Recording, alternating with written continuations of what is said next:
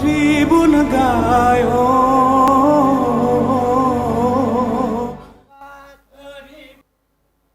Saudaraku, tarian Saman Gayo binaan Pemkab Gayo Luas tampil memukau pada acara launching tribungayo.com di Hotel Paksa Takengon, Aceh Tengah pada Kamis 21 Juli 2022.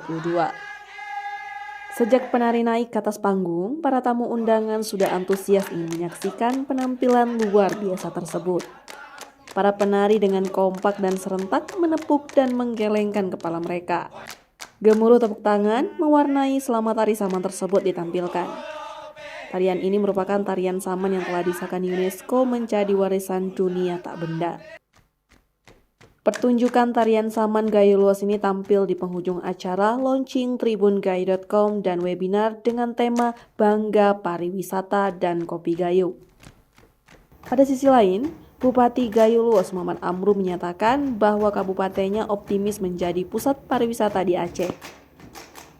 Karena tarian Saman dan Taman Nasional Gunung Leuser atau TNGL menjadi warisan dunia. Menurut Bupati Gayo Luas itu, potensi wisata ini sangatlah indah dan cocok sebagai lokasi wisata keluarga.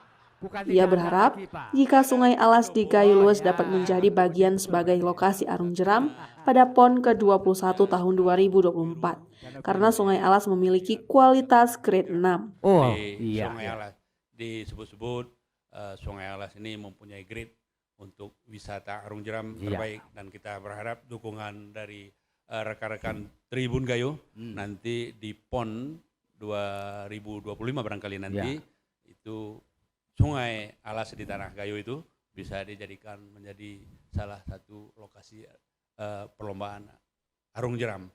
Dari Aceh Tengah, Asnawi Lui, Tribun Gayo TV.